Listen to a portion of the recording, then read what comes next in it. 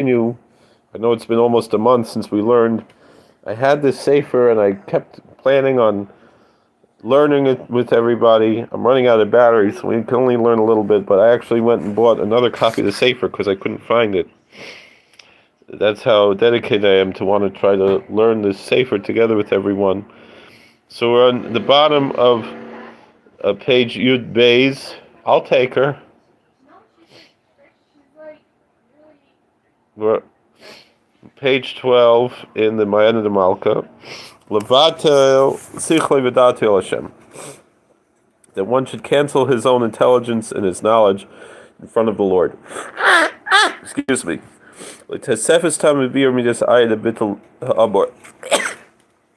we're going to explain a little bit more the reason and the explanation of the attribute of nothingness. Excuse me, in the self-cancellation that we mentioned. So we're going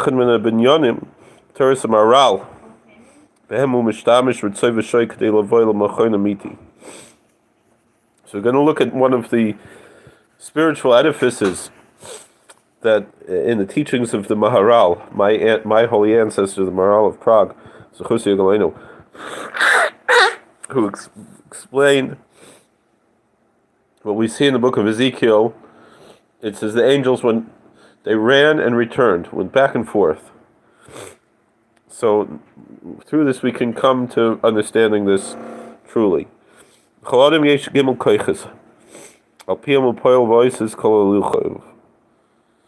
So each person has three types of energy, and through them he accomplishes everything he does.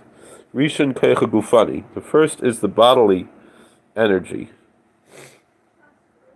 So koicha teva, shetava Hashem yisbarach b'guf shpeloisav yirgum davar liyos came. So this is the energy that God put into the nature of the body, with all of its actions to accomplish something in its way. For example, a person eats food and he becomes satisfied by putting food in his mouth and it goes in his stomach. He said that, at least in an archetypical sense, this energy comes from the liver.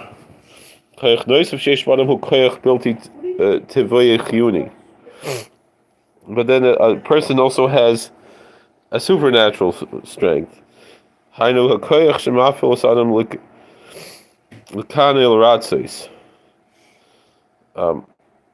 This is something that is just a normal human ideas that is not necessarily in the body, but it comes into the brain. It comes into the emotional energy. For example, people get jealous and people have desires. People take revenge and they bear grudges and so forth. So, in a certain sense, those are more spiritual than the desires for eating and drinking.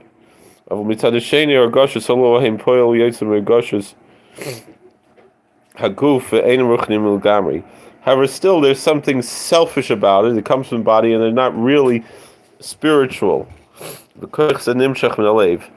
the archetype of this energy comes from the heart. Excuse me. And the highest energy is the third one. So that's the energy of the soul that's in the brain. That's totally separate from the body.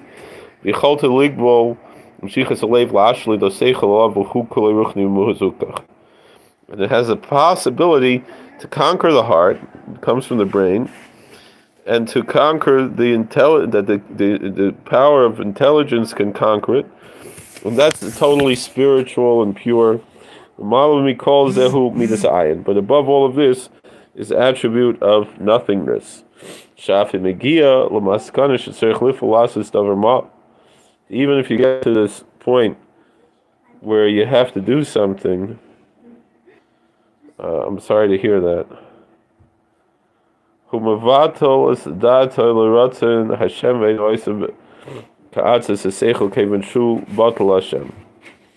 So such a person he cancels his own opinion in front of the will of God, and he doesn't do according to his own intelligence.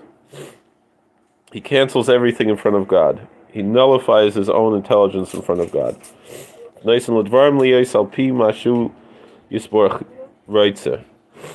And he gives according to what God wants.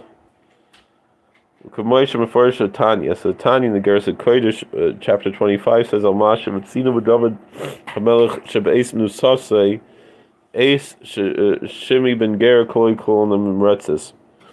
So we see it in 2 Samuel chapter 16 verse 8. How did King David react when Shimi the son of Gera cursed him with a horrific curse? Excuse me, I'm sorry to hear that, Jay.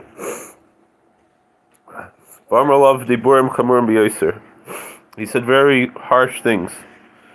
The Gemara in Shabbos Kuf Hey Amid Aleph says 105a.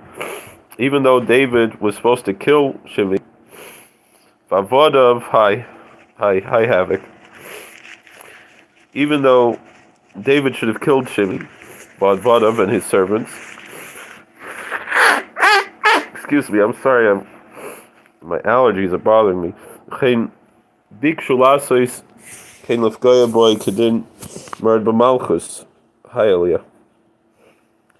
So David should have killed Shimi because he was rebelling against the kingdom. However, King David didn't allow them to do that. From Lahem Hashem Amalei Kalel. He said, God told him to curse me.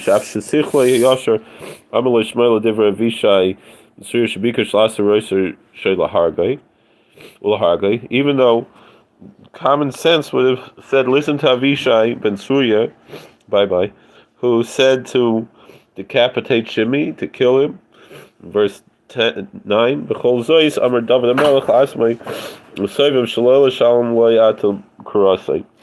despite this, King David told him, to all those around him, to not pay him back according to his evil. Because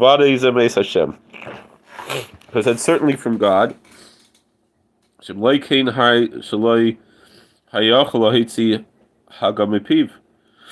if God didn't want it, he wouldn't have been able to take these words out of his mouth.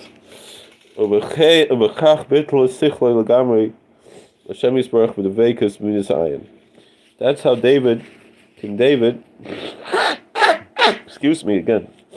was able to nullify his own intelligence in front of God by attaching to this attribute of nothingness, of total humility. According to the Chidah, that's how King David was worthy to be the fourth leg of the chariot after Abraham, Isaac, and Jacob. Because he rose above the level of what a human intelligence can understand. He entered into supernatural level, and that's how he became this great archetype. Let's go a little bit further. So, Tam Sheish Bekisa covered Suras Behema. So we mentioned Ezekiel. Ezekiel has, in the first chapter, descriptions of, of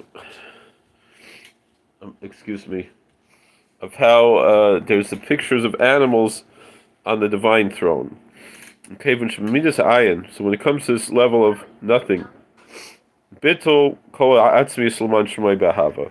That's when you cancel your whole ego for the sake of God's name and love. That's higher than there is in the highest heavens.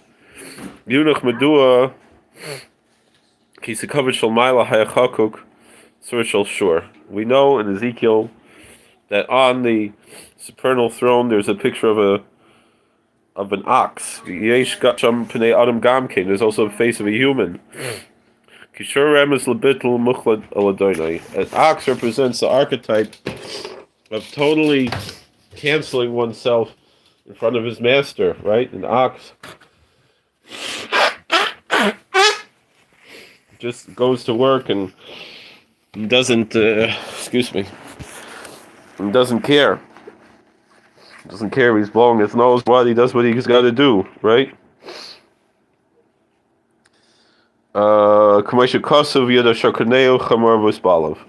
Says in Isaiah chapter 1 verse 3, the ox knows his master, and the donkey knows his owner's trough. Even though he knows his masters make him work hard and he could slaughter him at any time. Despite that, the ox follows him and serves him faithfully. So we meet this ayin. That's that level of total nullification of the ego. And that's the highest level, which is on God's throne. Person needs to get to this level. So he has to totally nullify himself like an ox to the yoke, as it says in the Gemara of V'nizorah Hamad Beis 5b. V'loylius b'teichachas and navi yada shokaneo Yisrael yada amil haisbanen. We should not be in that archetype of what the prophet Isaiah rebuked us, that an ox knows his master, but Israel doesn't know, and my people don't think about it. We have to be people who not only are mindful, but also will nullify our own mind in front of Almighty God, and that's very hard to do. Thank you for watching. God bless. Please like, share, and subscribe, comment. And next we'll talk about equanimity, which is something that the Baal Shem Tov HaKadosh talks about, but also Rabbi Rambam and the Rambam. Thank you for watching.